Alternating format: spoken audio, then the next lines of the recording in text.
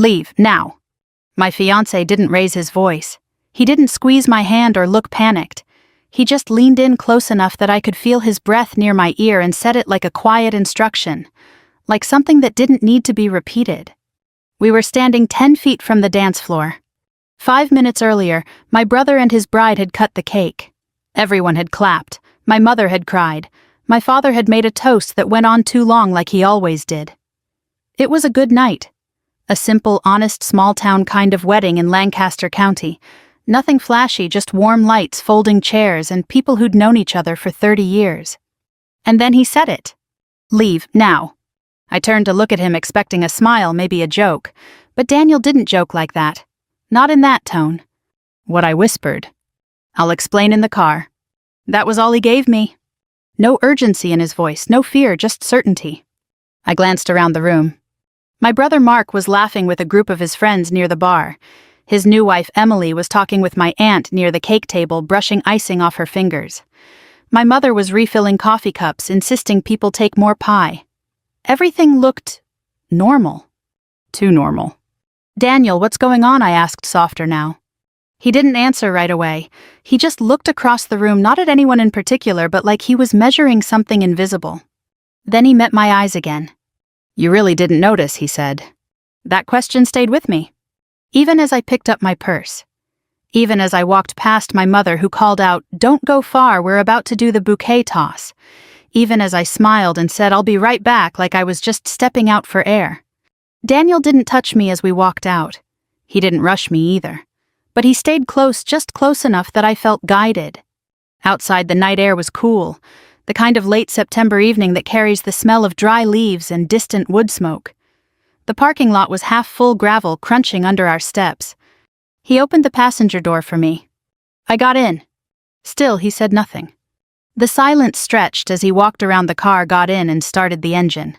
No radio, no small talk, just the low hum of the tires as we pulled onto the county road. I waited. 5 minutes passed. 10? Finally, I said, "Daniel, you're scaring me." He kept his eyes on the road. "Good," he said quietly. "That means you're paying attention." That wasn't like him. Daniel was calm always, thoughtful, measured. In the 2 years we'd been together, I'd never seen him rattled. He worked in government analysis, or at least that's what he'd told my parents. I knew better than to ask too many questions. But I also knew he wasn't dramatic.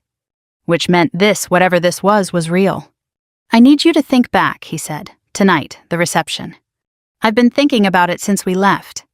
"No," he said, "not like that. Slow down, think about the people, the details."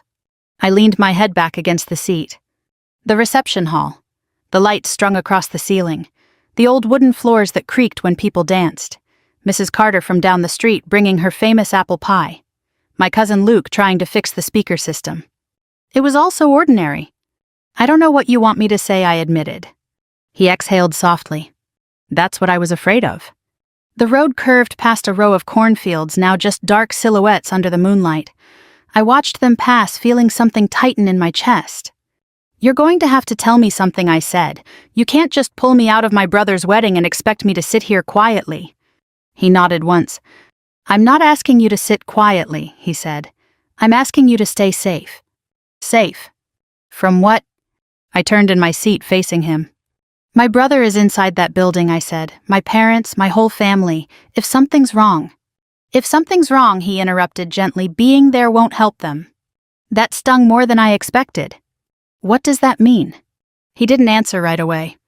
Instead, he slowed the car as we approached a stop sign, then turned onto a quieter road, one that led away from town. "I noticed 3 things tonight," he said finally. I held my breath. First, he said there was a man near the back wall, mid-50s, gray suit, didn't eat, didn't drink, didn't talk to anyone. I frowned. "I don't remember anyone like that." "That's the point," he continued. "Second, your brother checked his phone 12 times in under 20 minutes, always stepping away when he did." "That's not unusual," I said. "He's always been—" "Not like that," Daniel said. "Not at his own wedding." I fell silent. He was right. Still. "And third?" I asked. He hesitated. "Your sister-in-law," he said, "Emily." "What about her?" "She's not who she says she is." The words landed heavier than anything else he'd said. That's not funny, I said, my voice sharper now. I'm not joking. You've met her twice. I've observed her longer than that. I stared at him. What are you saying? I asked slowly. He finally glanced at me just for a second. I'm saying he said that tonight wasn't just a wedding. The car rolled forward into the darkness ahead. It was a setup. My hands went cold. For a moment I couldn't speak. All I could see was my brother's face laughing by the bar, my mother wiping her eyes, my father raising his glass. Normal? All of it had looked so normal. You're wrong, I said, but it came out weaker than I intended. I hope I am, Daniel said quietly. Neither of us spoke after that. The road stretched on empty and silent. And somewhere behind us, the lights of the reception hall grew smaller and smaller until they disappeared completely. I didn't know it yet. But that was the last moment my life felt simple. We didn't go home right away. Daniel drove another 10 minutes past the edge of town before pulling into a small gas station that sat alone at the corner of two empty roads, the kind of place that stayed open all night because truckers needed coffee and somewhere to stretch their legs. He parked under a flickering light. The engine idled for a moment before he shut it off. Still neither of us moved. You can call your mother, he said at last. Just don't tell her where you are. I blinked at him. That's your advice. It's the safest option right now. I stared down at my phone in my lap. For a long moment I didn't touch it, because something in me already knew if I called I wouldn't get a straight answer. Still I pressed her name. It rang twice. Sweetheart, my mother said, her voice a little too bright. Where did you go? We were just about to... I stepped out, I said. I needed some air. A pause. You left the reception, she asked softer now. Just for a bit. Another pause. I could hear voices in the background, laughter, someone calling out for more coffee, the clink of dishes. It sounded exactly like it had 10 minutes ago. Normal. Is everything okay? I asked. Of course it is, she said quickly. Why wouldn't it be? I glanced at Daniel. He was watching me, not tense, not impatient, just attentive. I don't know, I said. You sound tired. Well, it's been a long day, she said with a small laugh. Weddings will do that to you. I wanted to believe her. I really did. Is Mark around? I asked. He stepped outside a few minutes ago, she said. Probably needed a breather. You know how he gets. My chest tightened. Outside. Did he say where he was going? I asked. No, honey, just outside. Why? I swallowed. No reason, I said, just checking. Well, don't stay out too long, she said. Your father wants to do one more toast. I'll be back soon, I said automatically. But even as I said it, I knew I wasn't going back. Love you, she added. I love you too. I ended the call and set the phone down slowly. She doesn't know, I said. Daniel nodded once. Or she does, he said, and she's pretending she doesn't. That hit harder than anything else. My mother doesn't lie, I said. He didn't argue. He just let the silence sit between us. After a moment, I leaned back in my seat and closed my eyes. Okay, I said, let's go through it again. He didn't speak. He didn't need to. I could feel him listening. The man in the gray suit, I said slowly. Where exactly was he standing? Back wall, Daniel said. Near the exit. Clear line of sight to the main room. I pictured it. The hall had two exits, one near the kitchen, one near the back wall. If someone stood there, they could watch everyone come and go without being noticed. I thought he was part of the catering staff, I said. He wasn't. How can you be sure? Because he never moved when they did. I opened my eyes. That was true. The staff had been busy refilling drinks, clearing plates, moving trays. Anyone standing still that long would have stood out, if I'd been looking. But I hadn't. Okay, I said. Mark and his phone. Daniel nodded slightly. He wasn't just checking messages, he said. He was receiving updates. From who? I don't know yet. I let that settle. Mark had always been private. Even as a kid, he kept things to himself. But this was different. This is his wedding, I said. Who takes calls like that on their wedding night? Someone who's waiting for something, Daniel said. The words sent a chill through me. Waiting for what? I looked down at my hands. They were trembling now. Emily, I said. Daniel didn't respond right away. What about her? I asked. She was watching the room, he said. She's the bride, I said. Of course she was watching the room. Not like that, he said. Not for reactions, for timing. I frowned. Timing of what? He hesitated again. And this time I noticed it. You know more than you're saying, I said. He met my eyes. Yes, he said. Then tell me. I can't, he said. Not yet. Frustration flared in my chest. Daniel. I need you to trust me, he said, his voice calm but firm. I looked away. That was the problem, wasn't it? I did trust him. But I trusted my family too. Or at least I thought I did. I pressed my fingers against my temples, trying to steady my thoughts. Emily grew up in Harrisburg, I said slowly. She works in accounting. She met Mark 2 years ago. That's the story Daniel said. My stomach dropped. What does that mean? It means I couldn't verify any of it, he said. I stared at him. You're telling me my brother married someone whose background you can't confirm. I'm telling you, he said carefully, that parts of her background don't line up. That doesn't mean she's... I didn't say she was anything, he interrupted gently. I said something's off. I looked out the window. The gas station light buzzed faintly overhead. A truck pulled in, headlights sweeping across the lot before cutting off again. Everything felt suspended, like the world was holding its breath. I keep thinking about something I said after a while. What? The way she looked at me, I said. Earlier tonight. Daniel waited. It was right before the cake, I continued. We were standing near the table and she just stopped talking for a second. And she looked at me like she was trying to decide something. Daniel's expression didn't change. What did you do? He asked. I smiled, I said. I thought she was nervous. And now, I shook my head slowly. Now I'm not so sure. Silence settled over us again. This time it felt heavier. More real. I don't understand, I said quietly. Why my family? Why Mark? Daniel leaned back in his seat, his eyes still on me. I don't know all the answers yet, he said. But I know enough to say this. He paused. And for the first time since we left the reception, I saw something in his expression I hadn't seen before. Concern. Whatever is happening, he said, it didn't start tonight. I swallowed. And it's not going to end tonight either. The words lingered in the air. I looked down at my phone again. No missed calls. No messages. Nothing. Like nothing had changed.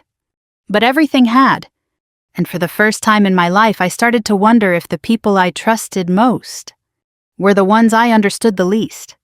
We left the gas station just after midnight. Daniel didn't ask where I wanted to go, he already knew. Home, he said. I hesitated for a second, then nodded. Home wasn't far, 15 minutes down the same road we'd taken 100 times before, a modest ranch house my parents had lived in for over 30 years. The porch light was always on, the mailbox still had my father's name painted in careful block letters. It had always felt steady, reliable. Uncomplicated. Tonight it felt like a place I wasn't sure I recognized anymore. We didn't talk much on the drive back, not because we didn't have things to say, but because every word felt like it might tip something over. When we pulled into the driveway, the house was dark. No cars. No lights. They're still at the reception, I said quietly. Daniel nodded. That gives us a window. A window. The way he said it made my stomach tighten. We got out of the car. Gravel crunched under our feet. The night had gone still, no wind, no distant traffic. Just that quiet you get in small towns after midnight when everything feels paused. I unlocked the front door. Inside, the house smelled faintly of coffee and furniture polish. The same as always. For a moment, I just stood there. This is ridiculous, I said under my breath. I grew up here. Daniel didn't push. He stayed back, letting me take the lead. I stepped inside. The living room looked exactly the way it had that morning. My father's chair angled toward the television, a folded newspaper on the side table, my mother's knitting basket near the couch. Nothing out of place. Nothing obvious. Start with what you know, Daniel said quietly from behind me. I nodded. What did I know? I knew my brother had been different these past 2 years. Not dramatically, not in a way you could point to and say, there it is. Just subtle shifts. He visited less. He answered questions with shorter answers. He always seemed like he had somewhere else to be. I walked down the hallway toward the kitchen. Mark moved out 5 years ago, I said. Got his own place in Harrisburg. Daniel followed, keeping a respectful distance. But he was here a lot more lately, I added. Helping with the wedding, I guess. Or something else, Daniel said. I opened a drawer near the sink. Bill's takeout menus, rubber bands. Nothing unusual. I never thought twice about it, I admitted. That's how it works, Daniel said. I paused. What does that mean? He leaned against the counter, arms loosely crossed. It means most people don't notice patterns unless they're looking for them, he said. And even then, they don't always want to see what's there. I looked down at the counter. He wasn't talking about strangers. He was talking about me. I trusted him, I said quietly. I know, he replied. That was the hardest part. Not anger, not fear. Just that simple, steady belief I'd carried my whole life that my brother was someone I could rely on. I moved down the hall to my old bedroom. The door creaked slightly as I pushed it open. Everything was the same. My high school books on the shelf, the quilt my grandmother had made, a photo of Mark and me at the county fair, both of us laughing, sunburned and younger than we realized. I picked up the frame. We used to share everything I said, when we were kids. Daniel didn't interrupt. If something went wrong, he told me. I continued.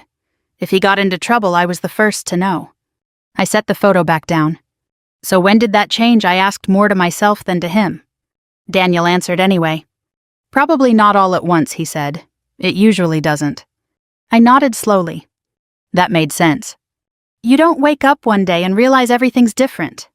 It happens in pieces. A missed call here, a half-truth there.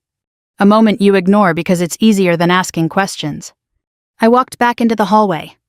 There was one thing, I said. Daniel straightened slightly. What? About a year ago, I said. Mark asked Dad for money. For what? He didn't say, I admitted, just said it was temporary, an investment. And your father? He gave it to him, I said, no questions asked. Daniel's jaw tightened slightly. How much? I hesitated. More than we had to spare, I said. That had bothered me at the time. But I'd let it go. Because that's what families do. They trust. They don't dig. They don't assume the worst. I should have asked more questions, I said. Daniel shook his head. No, he said gently. You did what most people would do. That doesn't make it right. No, he agreed, but it makes it human. I leaned against the wall, feeling the weight of that settle in. Human. Flawed. Willing to look the other way when it's someone you love.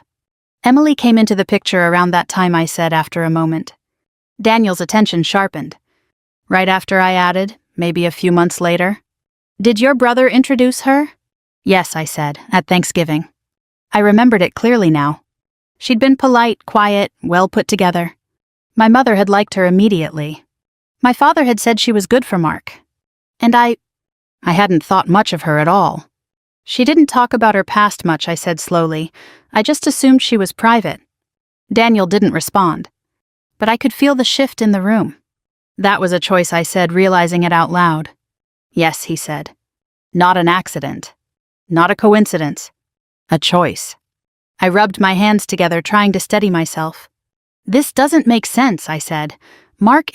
He's not the kind of person who gets mixed up in something like this. Daniel didn't argue. But he didn't agree either. People don't always fit the version we have of them, he said. I let out a slow breath. That's a polite way of saying I might not know my own brother. It's a realistic way, he said. We stood there for a moment, the quiet pressing in around us. Then from somewhere down the hall I heard it. A soft vibration. I turned my head. That's not my phone, I said. Daniel was already moving. The sound came again, faint but steady. We followed it to the guest room. The door was slightly open. Inside the room was dark. Daniel reached for the light switch. The room came into view. Neat bed, closed curtains, nothing out of place. But the sound, it was coming from the dresser. I stepped closer, opened the top drawer, and there it was. A phone. Not mine. Not my parents'. A second phone. It buzzed again in my hand. I stared at it. Mark left this here, I said, my voice barely above a whisper. Daniel didn't say anything. He didn't need to. Because in that moment, I understood something I hadn't been willing to admit before. This hadn't just been happening around my family. It had been happening inside it. And somehow, I'd missed every sign. The phone kept vibrating in my hand. Not a loud ring, not even a chime. Just that quiet, steady buzz like it didn't want attention, only confirmation. I looked down at the screen. No name. Just a number. Unknown. It's locked, I said. Daniel stepped closer, his expression calm but focused. Let it go to voicemail, he said. I hesitated. Shouldn't we? Not yet, he said gently. Right now we watch. The phone stopped vibrating. The screen went dark.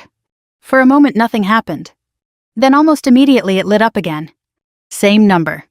Calling back. I swallowed. That's not normal, I said. No, Daniel agreed, it's not. I stared at the screen, my thumb hovering near the answer button. Whoever that is, I said, they're expecting him to pick up. Daniel nodded. And they're not used to being ignored. The call ended again. This time a message notification followed. I looked up at Daniel. Read it, he said. It's locked. He held out his hand. Let me see. I passed him the phone. He studied it for a moment, then angled it slightly so the notification preview was visible under the screen light. Just enough to read a few words. Where are you? It's happening now. My stomach dropped. What does that mean? I asked. Daniel didn't answer right away. He handed the phone back to me. It means whatever this is, he said quietly, it's already in motion. I felt my pulse in my throat. Tonight, I asked. Yes. The word hung between us. I looked around the room again, the neat bed, the untouched dresser, the quiet familiar walls. This house. My parents' house. And now, a hidden phone in the guest room drawer. How long has this been here? I asked. Daniel didn't speculate. Long enough, he said. I set the phone down carefully on the dresser like it might break. Or explode. Or tell me something I didn't want to hear. We need to turn on the news, Daniel said. I blinked. What? If something is happening tonight, he said, there's a chance it's already being reported. I nodded slowly. That made sense. Too much sense. We moved back into the living room. I picked up the remote with hands that didn't quite feel steady anymore and turned on the television. The screen flickered to life. Local news. A late-night segment. Weather first. Always weather. I almost laughed at that. Storm systems moving across the state, cooler temperatures overnight, nothing unusual. Nothing urgent. Give it a minute, Daniel said. I didn't sit. I stood there, arms folded, watching the screen like it might suddenly shift into something else. Then it did. The anchor's tone changed. Subtle but different. We're getting reports tonight, she said, glancing down at her notes of an ongoing federal investigation connected to financial irregularities in the Harrisburg area. My breath caught. Daniel didn't move. The anchor continued. Authorities have not released names at this time, but sources indicate the investigation may involve multiple individuals and businesses connected through a network of shell accounts. Shell accounts. I felt the room tilt slightly. They're saying it started over a year ago, I said, my voice barely audible. Daniel nodded once. That tracks. The report went on, careful, measured, avoiding speculation. No names? No arrests. Just the outline of something bigger than a simple mistake. Something planned. Something sustained. I turned off the TV. I couldn't listen to it anymore. This is Mark, I said. It wasn't a question. Daniel didn't answer. But he didn't need to. This is what you saw tonight, I continued.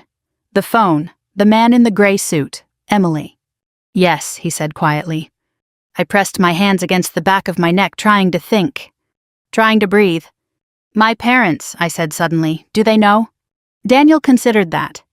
I think they know part of it, he said. Maybe not all of it. They didn't say anything I said. My mother sounded normal.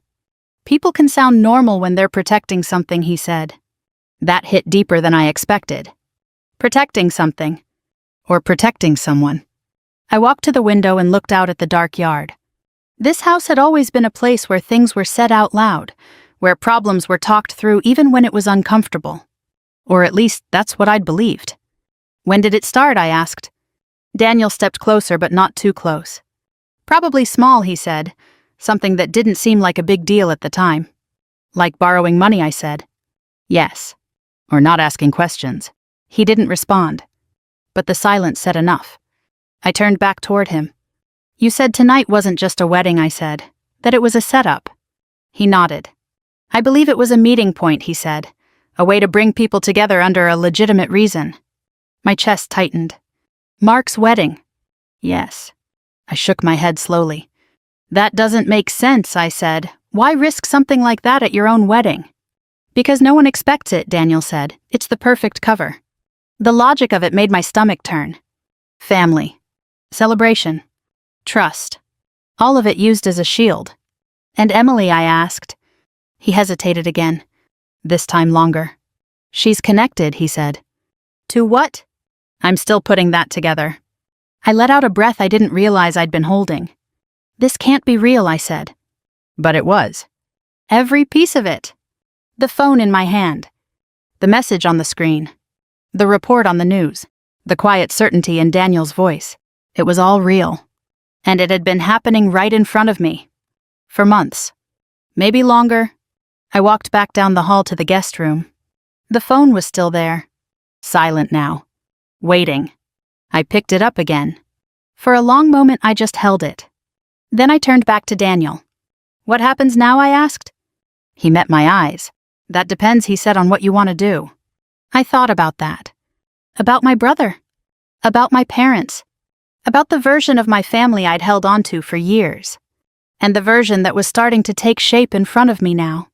I want the truth, I said. Daniel nodded slowly. Then we're going to have to face it, he said. Not run. Not ignore. Not pretend. Face it. I looked down at the phone one more time. Then back at him. Okay, I said. My voice was steadier now.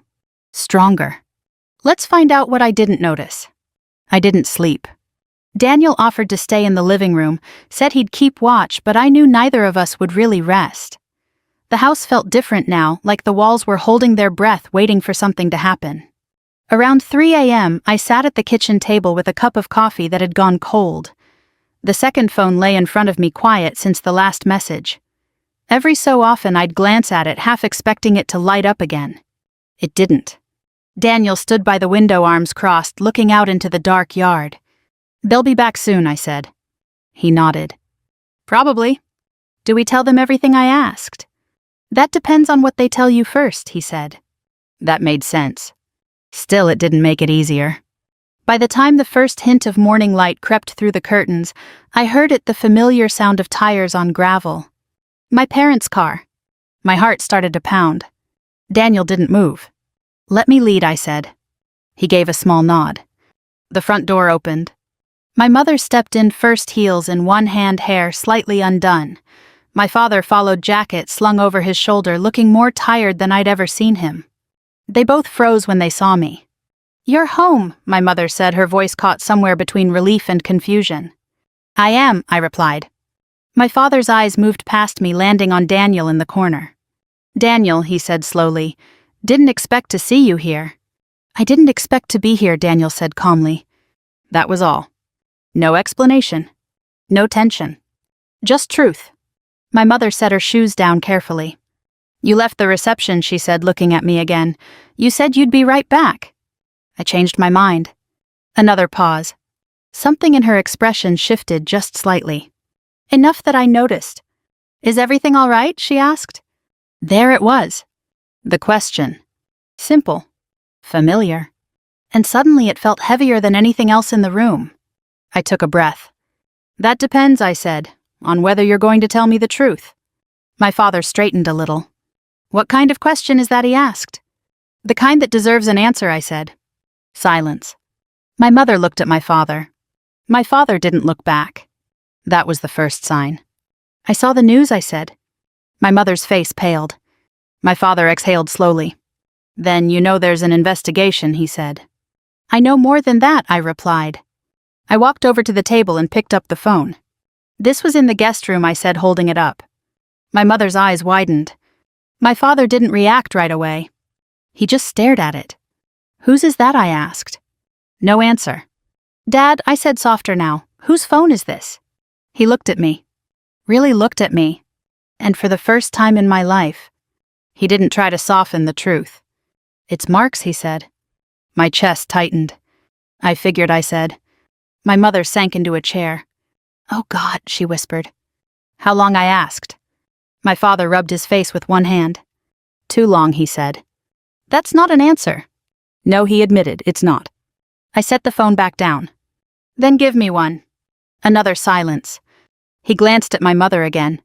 She shook her head slightly like she didn't want him to say it out loud. But he did. About a year, he said. The words landed hard. A year.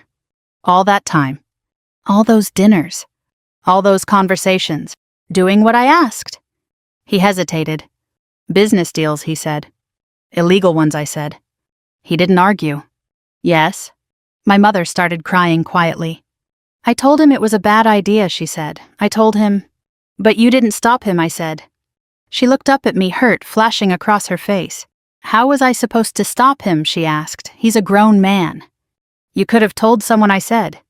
Who? She shot back. The police, your brother. The room went still. I looked at my father. You knew, I said. He nodded once.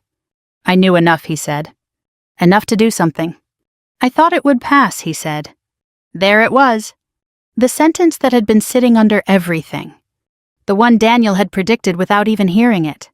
We thought it would pass. I let out a slow breath. That's not how this works, I said. I know that now, he said quietly. But you didn't then. Number. The honesty in his voice made it harder to stay angry. But not impossible. What about Emily, I asked. My father's jaw tightened. She's involved, he said. How? She introduced him to the people he's been working with. I felt something shift inside me. She planned this, I said. I don't know what she planned, he said. But she's not who she said she was. I looked at my mother. You knew that too. She shook her head quickly. No, I swear I didn't know she said. I didn't ask. That hurt in a different way. Not deception. Avoidance. I thought if I stayed out of it, she said, tears running down her face, it wouldn't touch us. I nodded slowly. I thought the same thing, I said. Silence settled over the room. Heavy. Real. Where is he? I asked. My father hesitated. Then he answered, I don't know. I studied his face. He wasn't lying. For once there was nothing hidden there. Just exhaustion. And regret. I'm going to find him, I said. My mother shook her head immediately. No, you're not, she said. You're not getting involved in this. I'm already involved, I replied. You don't understand what this is, she said. I understand enough, I said. Daniel stepped forward slightly. Not interrupting. Just present. That's not what worries me, he said calmly. I turned to him. What does... You still think this is about what your brother did, he said. I frowned. It is. He shook his head slightly. It's also about what everyone else chose not to do. The room went quiet again. Because he was right. This wasn't just about Mark. It was about all of us. What we saw. What we ignored. What we told ourselves was probably nothing. I looked at my parents. Really looked at them. Not as the people who raised me. But as people. Flawed. Human. Afraid. I'm not going to pretend this didn't happen, I said. My voice was steady now. I'm not going to look the other way. My father nodded slowly. I wouldn't expect you to, he said. My mother wiped her eyes. Just be careful, she said. I picked up the phone again. I will, I said. But for the first time since this all started, I knew something for certain. Careful wasn't the same as silent. And I was done being silent. Morning settled in slowly. The kind of pale, quiet light that makes everything look softer than it really is. My mother stayed at the kitchen table holding her coffee but not drinking it. My father stepped outside for a while, pacing the yard the way he used to when he had something heavy on his mind. Daniel and I sat across from each other. Neither of us spoke for a long time. The second phone lay between us. It hadn't lit up again. That's not a good sign, I said finally. Daniel shook his head. No, he said, it usually means things have moved forward. Moved forward. That phrase had a way of sounding calm and controlled. But I could feel the weight behind it. What happens when things move forward, I asked. He looked at me carefully. People make decisions, he said. About what? About who they trust, he replied. I thought about that. Trust. It had been the quiet foundation of everything in my life. My family. My brother. Even Daniel. And now, It felt like something fragile. Something I hadn't protected the way I should have. The sound of the front door opening pulled me out of my thoughts. My father stepped back inside. He didn't say anything right away. Just closed the door, took off his jacket, and set it over the back of a chair. He called, he said finally. My heart jumped. When? A few minutes ago. Mark. He nodded. My mother looked up sharply. What did he say? She asked. My father hesitated. He asked if anyone had been to the house. I felt Daniel's attention shift beside me. What did you tell him? I asked. The truth, my father said. I said you were here. My breath caught. Dad. He deserved to know, he said. That's not the point, I said. You don't know who might be listening. I do know, he interrupted, his voice steady. I know he's my son. The room went quiet again. Daniel didn't step in. He let it play out. Did he say where he was? I asked. My father shook his head. No, but he said something else. What? He looked at me. He said you shouldn't get involved. I let out a short breath. That's not his decision. No, my father said quietly, it isn't. My mother pressed her hand against her mouth. He's scared, she said. I shook my head.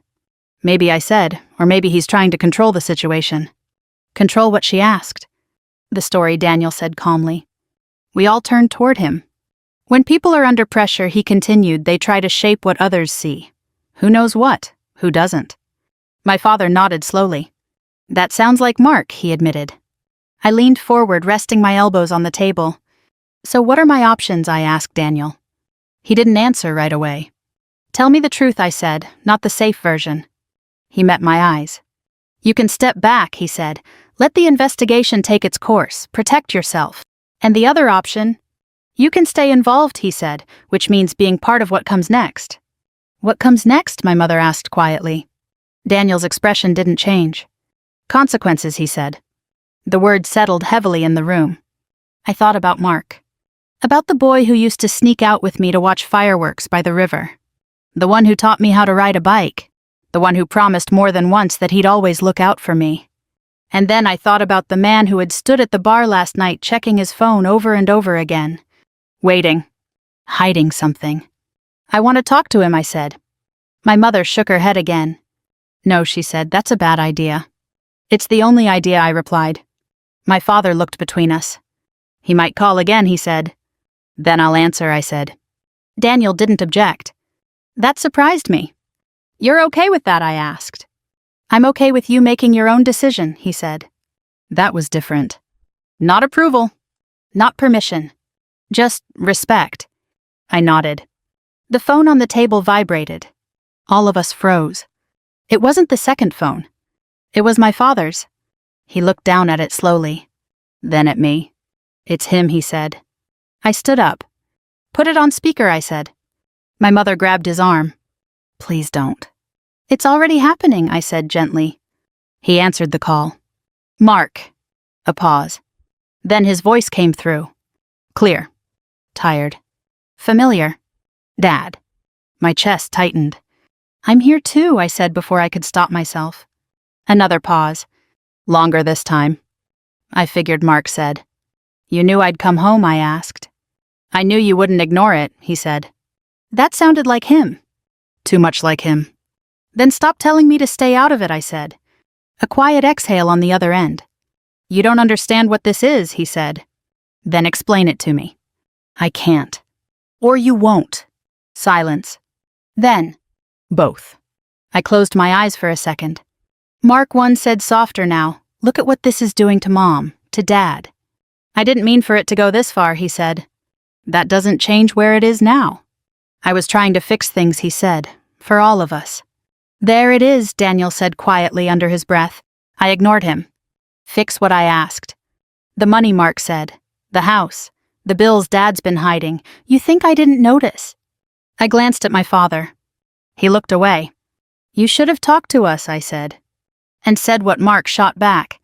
That we were falling behind, that we needed help. Yes, I said, that's exactly what you should have said. It's not that simple. It never is, I replied. Another silence. Then his voice softened. I didn't do this to hurt you, he said. I know, I said. That was the hardest part. believing that, and still not accepting it. But you did, I added. The line went quiet. I don't know how to fix this, he admitted. I opened my eyes. That's because you can't fix it alone, I said. He didn't respond. And in that silence, something shifted. Not solved. Not resolved. But acknowledged. I'm not going to lie for you, I said. I'm not asking you to. I'm not going to pretend this didn't happen. I know. I took a breath. But I'm not walking away either, I said. Another pause. Then, okay, he said. It wasn't agreement. It wasn't relief. But it was something. After the call ended, the house felt different.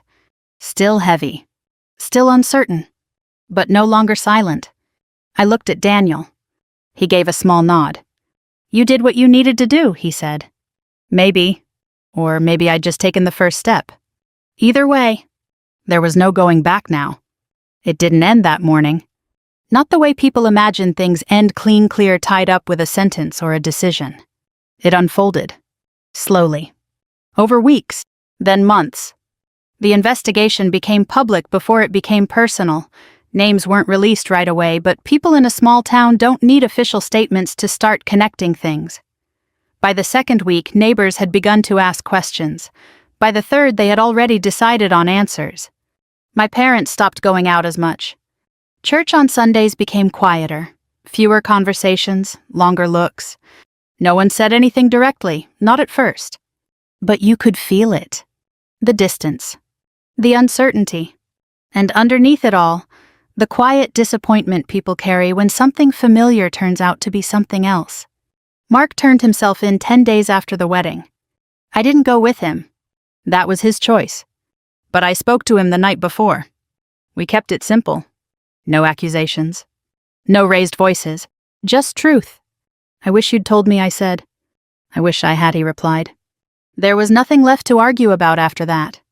Emily disappeared before any official statement mentioned her name. No one in town had seen her leave.